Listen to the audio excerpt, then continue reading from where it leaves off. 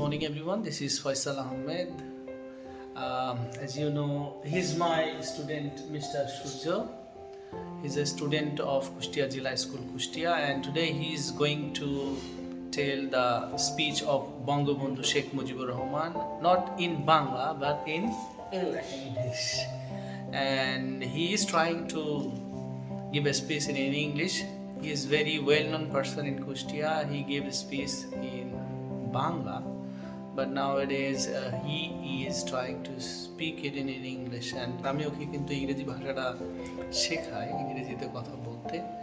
তো এখন আমাদের টার্গেট ইংরেজি ভাষাতে বঙ্গবন্ধুর স্পিচটাকে সুন্দরভাবে প্রেজেন্টেশন করা। তুমি কি চেষ্টা করছো নাকি? চেষ্টা করছি স্যার, এখন দেখা যাক পারবা? আশা তো আছে। আশা আছে, ঠিক আছে। তো আমরা শুনবো। Are you ready for this? Yes, sir. Okay, so please short introduce yourself. Hello, my name is Shurjo. I did in class 6 and I go to Kustia Jila School. Kustia Jila School, Kustia. And now let's see his speech in English. My brothers, I come before you today with a heart laden with sadness. You are aware of everything and know every bit of happenings.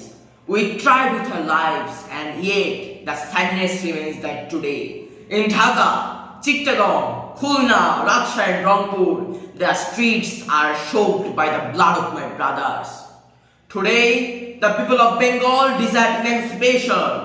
The people of Bengal wish to live.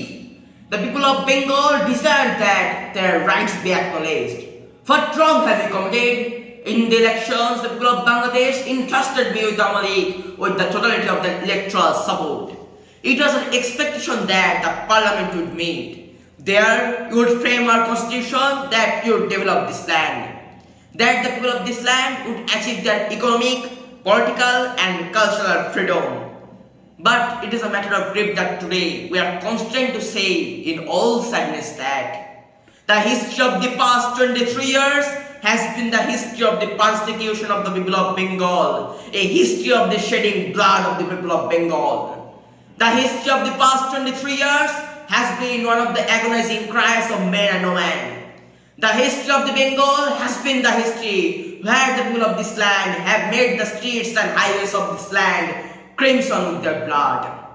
We offered blood in 1952. In 1954, we won the elections and were not allowed to hold the power.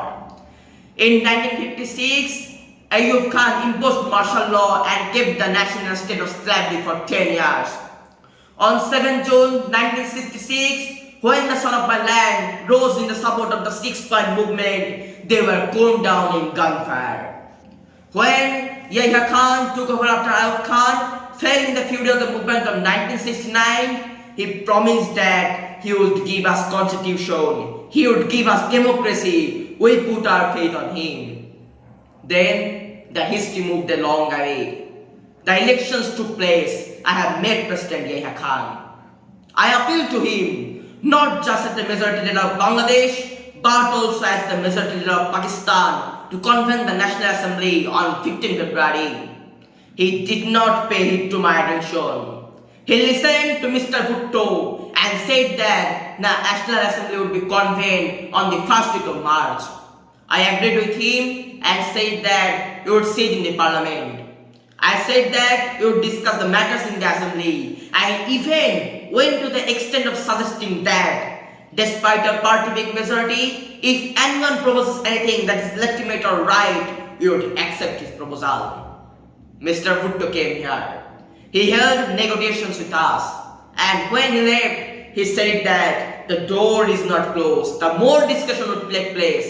After that, I spoke to other political leaders to join me in deliberations so that we could give shape to a constitution for the country. But Mr. Bhutto said, if members elected from West Pakistan came here, the assembly would turn into a slaughterhouse and abattoir. He said that anyone who would join in the assembly would end up losing his life. He issued dreadful warning of closing down all the shops from Peshawar to Karachi if the assembly session would go ahead. And I said that the assembly session would go ahead. Then suddenly on the 1st of March, the assembly was called off. Mr. Yahya Khan, exercising his power as president, had called the National Assembly into session, and I had said that I would go to the assembly. Mr. Bhutto said he would not go. 35 members came from West Pakistan, and suddenly the assembly was called off. The blame was squarely placed on Bengal. The blame was put at my door. Once the people of Bengal decided to resist the act, I enjoined upon them to peaceful general strike observing. I instructed them to closing down all the factories and industrial installations. People responded positively to my directives. Through sheer spontaneity, they emerged on the streets. They are determined to pursue the struggle through peaceful means. What have we attained?